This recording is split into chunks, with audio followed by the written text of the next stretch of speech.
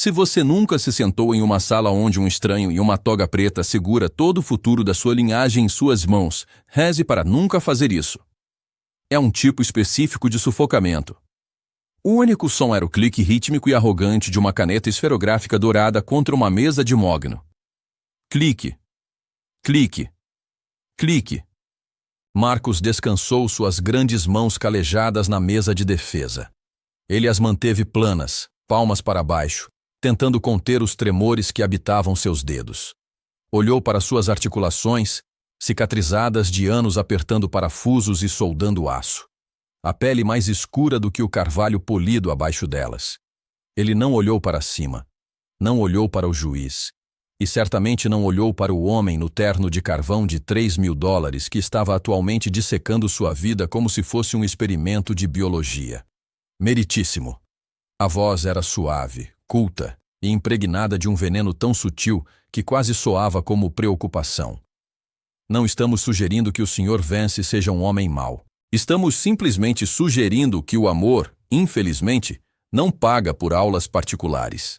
Não paga por ortodontia. Não proporciona uma casa estável, com dupla renda, em um condomínio fechado. O advogado Sterling fez uma pausa, deixando as palavras pairarem no ar como fumaça. Ele se virou, oferecendo um sorriso simpático e condescendente para a galeria e depois voltou-se para o juiz. Estamos sugerindo que a suficiência não é suficiente para uma criança como Maya. Ela merece oportunidades. E, francamente, a situação de moradia atual do réu, um apartamento de 2 quartos no East District, é mal uma subsistência, é sobrevivência, e Maya merece prosperar. Marcus sentiu o calor subir em seu pescoço, uma maré lenta e ardente, mas ele permaneceu como uma estátua. À sua direita, sentada em um pequeno banco de madeira contra a parede, estava Maya. Ela tinha 7 anos. Estava vestida com seu melhor traje de domingo, um vestido amarelo com rendas brancas que Marcus havia passado a ferro ele mesmo às 5h da manhã, tomando cuidado para não queimar o tecido delicado. O cabelo dela estava trançado de forma apertada e arrumada, contas tilintando suavemente enquanto ela se movia.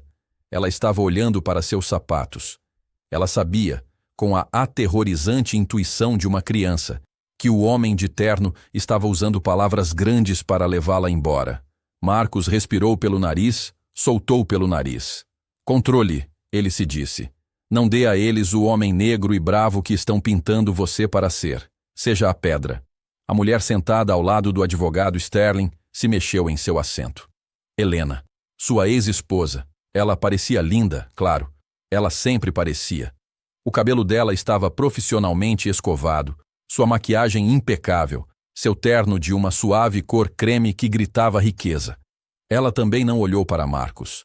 Ela olhou para o juiz, lágrimas se formando em seus olhos, lágrimas que apareceram na hora certa, ensaiadas e perfeitas. Ela havia ido embora 3 anos atrás quando o dinheiro ficou apertado, quando a garagem que Marcus possuía passou por um momento difícil. Ela havia encontrado uma nova vida, um novo marido, um desenvolvedor chamado Richard que jogava golfe às terças-feiras e não voltava para casa com graxa debaixo das unhas.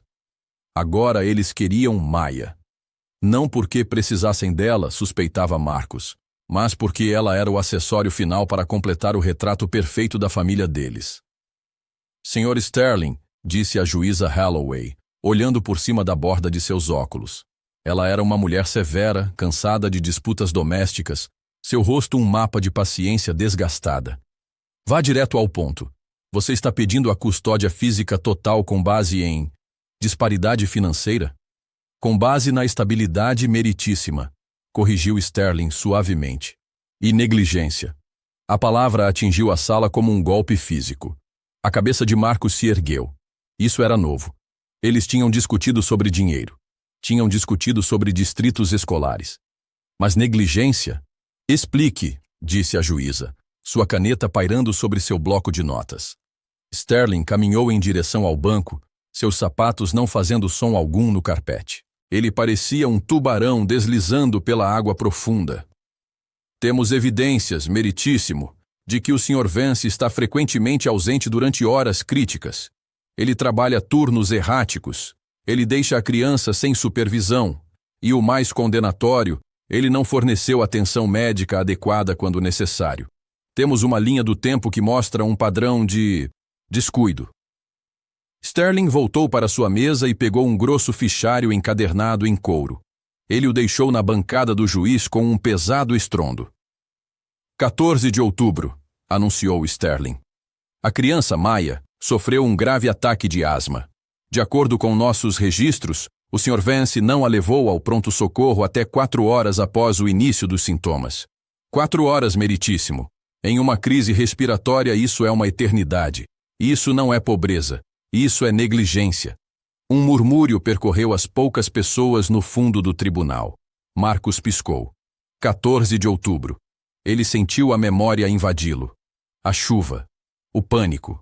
O som de Maya ofegante, seu peito subindo e descendo como um pássaro preso. E, continuou Sterling, sua voz caindo para um sussurro teatral, a senhora Helena Vance, agora Helena Thorne, foi quem eventualmente teve que intervir, atravessando a cidade para garantir que sua filha recebesse cuidados, porque o pai estava indisponível. Helena soluçou suavemente em um lenço. Era um som delicado, de partir o coração para quem não conhecia a verdade. Marcos olhou para suas mãos novamente. Elas estavam tremendo agora. Não de medo, do peso puro e impossível da mentira. Sr. Vance, disse a juíza, sua voz aguda, você está se representando hoje? Marcos se levantou. Sua cadeira arrastou-se barulhentamente pelo chão. Um ruído áspero na sala suave. Ele era um homem grande, de ombros largos, vestindo um terno que havia comprado em uma loja de segunda mão. Ele não servia bem nos ombros, apertado no peito. Ele parecia exatamente o que diziam que era, um homem fora de sua profundidade. Sim, meritíssima, disse Marcos. A voz dele era profunda, áspera e tranquila. Você tem uma resposta para essas alegações? Especificamente sobre o incidente de 14 de outubro? Sterling sorriu de lado. Ele se recostou na cadeira, conferindo o relógio. Ele tinha uma reserva para o almoço às 12h30. Isso já teria acabado até lá. Ele observou o mecânico se atrapalhar com uma pilha de papéis na mesa. Marcos não tinha um fichário de couro. Ele não tinha um paralegal. Ele tinha um caderno espiral vermelho, surrado. A capa estava rasgada. Havia manchas de graxa no canto. Parecia lixo. Eu tenho, meritíssimo, disse Marcos. Bem? O juiz gesticulou. Prossiga. Marcos pegou o caderno. Ele o segurou com as 2 mãos como se fosse um texto sagrado. O Sr. Sterling diz que eu estava indisponível, disse Marcos com a voz lenta. Ele diz que eu esperei 4 horas. Os registros de admissão médica não mentem, Sr. Vance, interveio Sterling de seu assento, sem se dar ao trabalho de se levantar. Ela foi admitida às 20h15. A enfermeira da escola ligou para você às 16h10. Isso mesmo, disse Marcos. Ele não olhou para Sterling. Olhou para o juiz. A enfermeira ligou às 16h. Marcos abriu o caderno vermelho. O som do papel virando era o único barulho na sala. Sou mecânico, meritíssimo, disse Marcos. Eu conserto caminhões a diesel. Quando você conserta motores, precisa registrar tudo. Cada parafuso, cada volta, cada marcação de tempo. Se você perder uma coisa, um motor explode e as pessoas morrem. Então, eu anoto tudo. É um hábito. Ele virou para uma página marcada com um post-it. Posso me aproximar do banco? O juiz acenou com a cabeça, intrigado com a mudança repentina no comportamento do homem grande. Marcos caminhou para frente. Ele não deslizou como Sterling. Ele andou com um passo pesado e deliberado. Colocou o caderno ao lado do fichário de couro de Sterling. Este é meu registro para 14 de outubro, disse Marcos. O juiz olhou para baixo. A caligrafia era quadrada, precisa e escrita com tinta azul. 15h58. Ligação da enfermeira da escola. Senhora Gable. Maya com chiado. 16h02. Saiu da loja. Supervisor, Mike T. 16h18. Chegou na Carver Elementary. 16h20. Administrou inalador de emergência. O chiado persistiu. 16h25. Ligou para Helena. Sem resposta. 16h30. Liguei para Helena. Enviado para a caixa de correio de voz. 16h35. a caminho do atendimento de urgência de St. Jude. Objeção. Sterling se levantou, abotoando seu paletó. Isto é apenas escrita em um caderno. Isso não é prova. Qualquer um pode escrever um diário. Marcus virou lentamente a cabeça. Pela primeira vez, ele encontrou o olhar do advogado. Os olhos de Marcus estavam calmos, escuros e aterradoramente claros. Não terminei, disse Marcus suavemente. O juiz levantou uma mão para silenciar Sterling. Continue, Sr. Vance.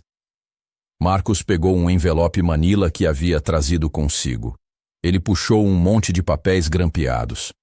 Eu sabia que a linha do tempo importaria, disse Marcus, porque eu sei como Helena se lembra das coisas. Ela se lembra delas da maneira que quer que sejam. Ele colocou o primeiro papel na mesa. Estes são os dados de GPS do meu caminhão de trabalho. Ele rastreia a ignição ligada, ignição desligada e localização a cada 30 segundos. Meu chefe imprimiu e reconheceu firma. O juiz se inclinou, ajustando os óculos. Ela traçou as linhas com o dedo. Ignição desligada na Carver Elementary. 16 e 18, leu o juiz. Marcus colocou o próximo papel. Este é o formulário de admissão do St. Jude's Urgent Care. Não é o pronto-socorro. Fomos primeiro ao Urgent Care porque era mais perto. Chegamos às 16h45. O juiz acenou com a cabeça. E então? Eles não tinham o nebulizador pediátrico necessário para a condição específica dela. Disseram-nos para transferir para o hospital principal. É por isso que a admissão no hospital é às 20h15. Estávamos em trânsito e esperando pela transferência de uma ambulância. Sterling estava de pé agora, seu rosto corando de um leve tom de rosa. Meritíssimo, isso é um detalhe insignificante. A mãe ainda era quem? 14 de outubro, interrompeu Marcus, sua voz ganhando um leve tom de aço. Você disse que Helena atravessou a cidade para salvá-la, que eu estava indisponível. Marcus puxou um terceiro pedaço de papel. Era uma captura de tela impressa de um arquivo de mídia social. Helena não atendeu minhas ligações porque não estava na cidade, meritíssimo. Ela estava em uma degustação de vinhos em Napa, a 3 horas de distância. O tribunal ficou em silêncio absoluto. Até o ar-condicionado parecia ter parado de funcionar. Marcus apontou para a data na foto. Mostrava Helena sorrindo, segurando um copo de Pinot Noir com as colinas de um vinhedo ao fundo. Data, 14 de outubro. Hora, 17h30. Legenda. Finalmente um tempo para mim. Ela não chegou ao hospital até a manhã seguinte, disse Marcus, sua voz voltando a aquele murmúrio baixo. Ela entrou com um café, tirou uma selfie com Maya na cama do hospital e saiu depois de 20 minutos. Helena ofegou. Isso é... A data está errada nesse upload. É metadados, Helena, disse Marcus falando com ela diretamente pela primeira vez. Está carimbado no arquivo. O juiz olhou da foto para Helena, depois para Sterling. O olhar que ela deu ao advogado era devastador. Era um olhar que acabava carreiras. Senhor, Sterling, disse a juíza, sua voz gelada. Você esteve diante deste tribunal e afirmou que meu cliente, a mãe, era a cuidadora principal durante uma emergência médica. Você alegou que o pai foi negligente. Eu estava contando com a lembrança do meu cliente. Gaguejou Sterling, a superfície lisa se quebrando. Ele olhou para Helena, que agora estava pálida, segurando sua bolsa com os nós brancos dos dedos. A lembrança do seu cliente, a juíza repetiu. Ela se virou de volta para o caderno vermelho. Folheou mais algumas páginas. Sr. Vance, a juíza perguntou. O que mais há neste livro? Tudo, meritíssima, disse Marcus. Toda vez que a peguei. Toda vez que Helena cancelou. Toda vez que ela se atrasou. Cada refeição que cozinhei.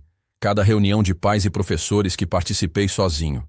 Tenho recibos grampeados nas páginas. Registros de gasolina. Registros de telefone. Ele fez uma pausa, olhando para sua filha. Maya estava olhando para ele agora com os olhos arregalados. Ela lhe deu um pequeno sorriso tímido. Eu não tenho uma casa grande, disse Marcus dirigindo-se à sala. Eu não tenho uma piscina, e eu não posso comprar um pônei para ela. Mas eu estou lá. Todos os dias eu estou lá. Eu não falho, eu não esqueço, e eu não minto. Ele olhou para Sterling. Você me chamou de subsistência. Você disse que eu estou apenas sobrevivendo. Marcos balançou a cabeça lentamente. Você acha que dinheiro é a única maneira de prosperar. Mas você não pode comprar o que eu dou para aquela garotinha. Você não pode escrever um cheque pela presença. O silêncio que se seguiu era diferente do que havia no início. A pressão sufocante havia desaparecido. Agora era um silêncio de admiração. O tipo de silêncio que acontece quando a verdade entra em uma sala e despedaça tudo o mais. A juíza fechou o caderno de couro que Sterling havia apresentado e o empurrou para o lado da mesa. Ele deslizou pela madeira e quase caiu da borda. Ela puxou o caderno vermelho mais para o centro. O tribunal conclui, começou a juíza, sua voz ressoando nas paredes, que o testemunho fornecido pelo autor é, na melhor das hipóteses, pouco confiável e, na pior, perjúrio. Helena soltou um pequeno som sufocado. Sterling se deixou cair na cadeira, esfregando a testa. Ele sabia o que estava por vir. Ele subestimou o homem no terno barato. Olhou para as mãos calejadas e presumiu que a mente era lenta. Cometeu o erro fatal de confundir pobreza com estupidez. Sr. Vance, disse a juíza, sua expressão suavizando-se pela primeira vez. É a opinião deste tribunal que você não é apenas suficiente, você é exemplar. Ela pegou sua caneta. Não uma de ouro, apenas uma caneta preta padrão. A guarda física total é concedida ao pai, Marcus Vance. As visitas da mãe serão supervisionadas, aguardando uma revisão dessas. Discrepâncias. O martelo bateu. Bang. Não foi um som alto, mas parecia que a terra estava se ajustando de volta ao seu eixo. Marcus não comemorou. Ele não sorriu. Ele simplesmente acenou com a cabeça, um aceno lento e profundo de respeito. Ele juntou seus papéis, fechou o caderno vermelho e o colocou debaixo do braço. Ele se virou e caminhou em direção ao fundo da sala. Helena estava chorando, discutindo em tons baixos e frenéticos com Sterling, que estava agressivamente arrumando sua maleta, ignorando-a. Eles já estavam se voltando um contra o outro. Marcus passou por eles. Ele não parou. Ele não se vangloriou. Ele não disse, eu te avisei. Ele caminhou direto até o banco de madeira onde a garotinha de vestido amarelo estava sentada. Maia se levantou. Ela não perguntou o que aconteceu. Ela olhou para o rosto do pai, viu a calma ali e soube. Marcos se ajoelhou em um joelho, colocando-se ao nível dos olhos dela. Os joelhos do seu terno estavam gastos, mas ele não se importou. Ele estendeu a mão e gentilmente arrumou a gola do vestido dela. Pronta para ir, minha garotinha, ele sussurrou. Podemos pegar sorvete? Ela perguntou com a voz pequena. Não é só sorvete, disse Marcos, levantando-a em seus braços sem esforço. Ela enterrou o rosto em seu pescoço que cheirava a óleo de motor e detergente de lavanderia, o cheiro de segurança. Podemos pegar qualquer coisa que você quiser. Ele saiu do tribunal, suas botas pesadas ecoando no chão. Ao empurrar as pesadas portas duplas, a luz do sol inundou o corredor escuro. Ele não olhou para trás para o advogado, ou a ex-esposa, ou o juiz. Ele apenas segurou sua filha apertado, sentindo o batimento constante de seu coração contra seu peito. Um ritmo que fazia mais sentido do que qualquer lei já escrita. A sala atrás deles permaneceu em silêncio, olhando para a moldura da porta vazia, percebendo que o homem mais rico da sala acabara de sair.